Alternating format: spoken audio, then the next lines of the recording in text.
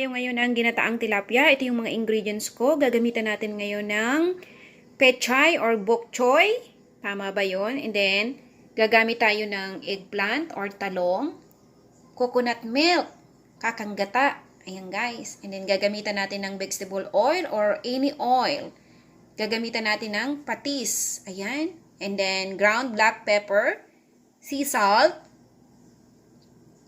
Yan yung onion natin. Ginger. And then green pepper. Ayan guys. And then ito yung ating tilapia. And then this is my garlic. And then gagamitan natin ng red chili. Yan. Let's start guys to cook ginataang tilapia. Ayan guys, maglalagay na tayo ng oil kasi mainit na yung ating pot. 3 tablespoons of oil. Ilagay natin yung garlic, guys.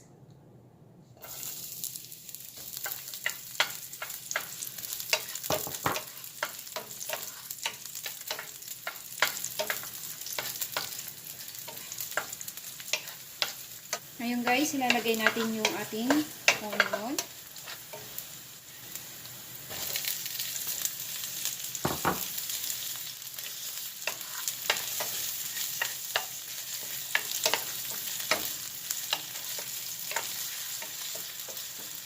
Ilalagay natin yung ginger.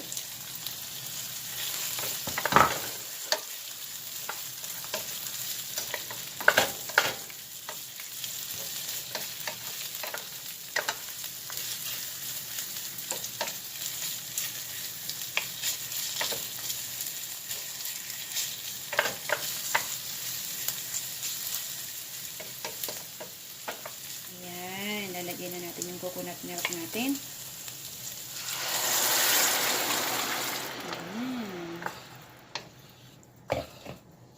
Guys, pakuluin lang natin. Ayan guys, nakulo na yung ating gata or kakang gata or coconut milk. We need to put the fish. Ayan. We need to put the fish. Ayan guys.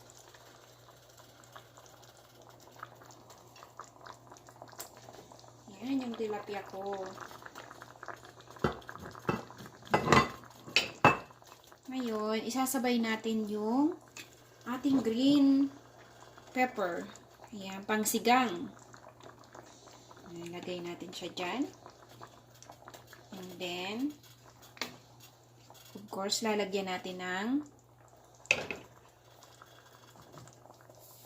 1 teaspoon of salt.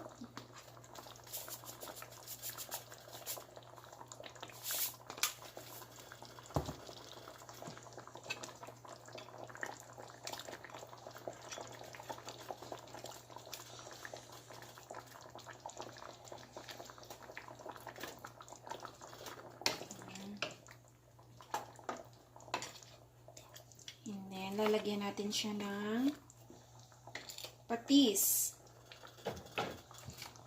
Lalagyan natin ng patis.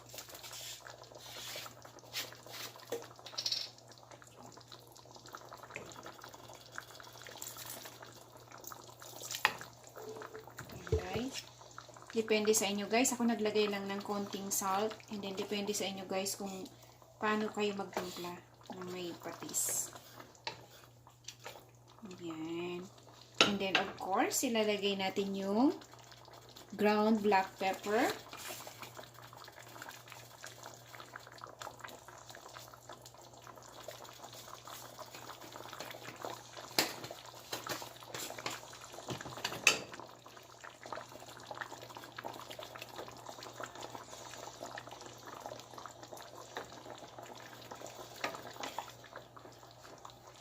Nilagyan ko na guys ng patis para ma-absorb ng isda yung lasa niya. Tapos, kung medyo kulang, dagdagan nyo na lang. Ayan, marami akong gata. Gusto ko guys yung maraming gata. Ayan. Ngayon, tatakpan natin guys para kumulo at least 10 minutes.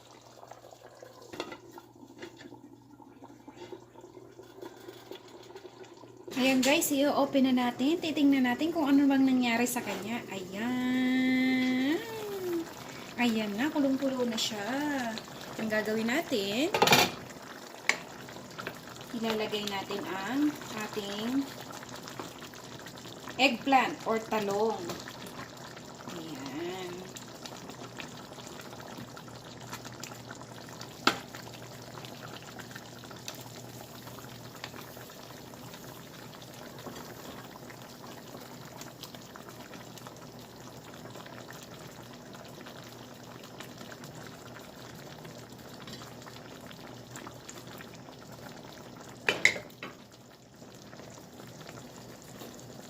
Ilalagay natin guys yung ating red chili.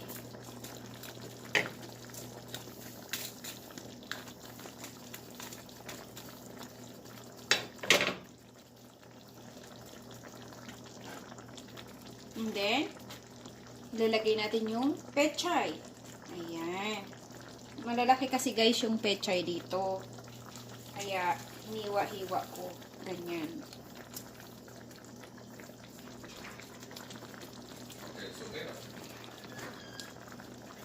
And then, ito yung steam niya. Nalagay ko yung steam. Then, yung dahon. Ayan, laki. Ngayon, tatakpan natin siya. Mamaya na natin siya tikman. Takpan natin siya hanggang maluto na. We need to cover. Okay.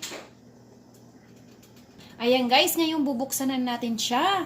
Kasi kailangan natin tikman. Huwag naman natin siyang overcook. Tcharan! Ayan. Talagang kumukulo ng bonggang-bongga.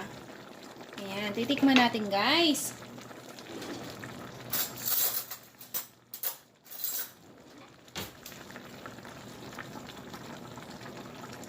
Tama na ba yung lasa? Yung ano niya?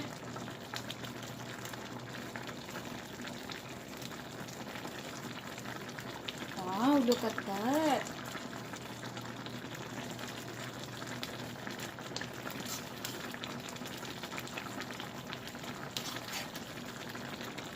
Titikman natin kung okay na ang lasa niya. Para dagdagan natin ng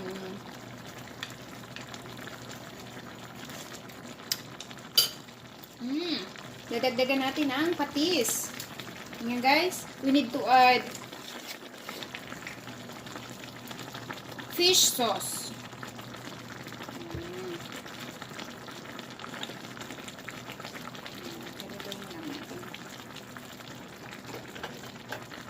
And one more. Maybe 3 tablespoons.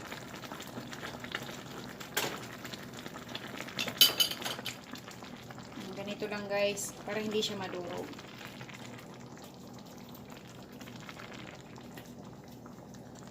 Ayan.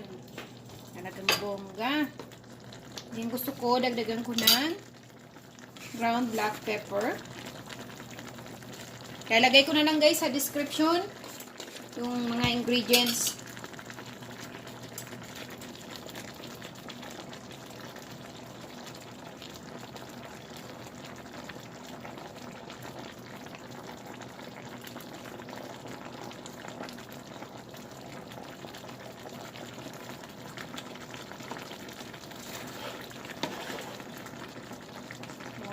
Talagang tatakam na ako. Kaya natin.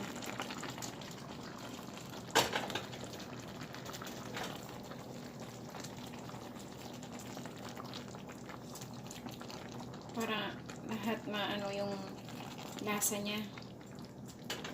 Ayan.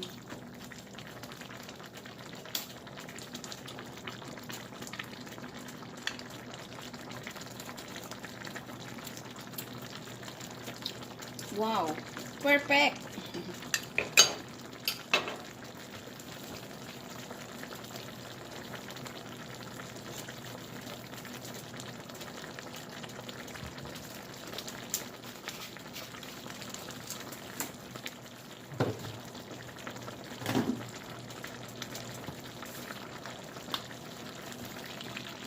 Ayan guys, antayin lang natin na malutong konti yung pechay.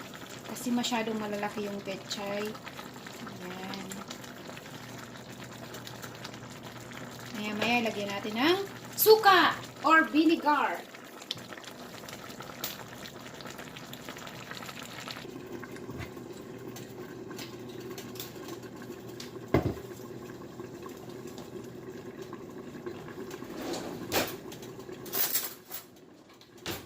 Ayan guys, lalagyan natin ng vinegar. I-open na natin. Charan! Lagyan natin ng vinegar. 2 tablespoon guys. Depende sa inyo kung gusto nyong maasim. Ayan.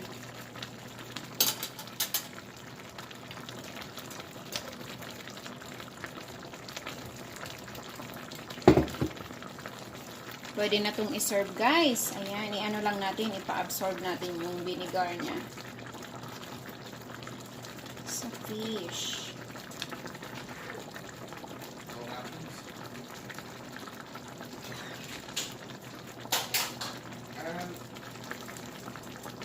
Ayan guys, luto na ang ating ginataang tilapia. Ngayon, isi-serve na natin siya. Ayan guys. Ayan, papakita ko sa inyo kung ano na talaga siyang, perfect na yung lasa niya. Ayan, luto na siya.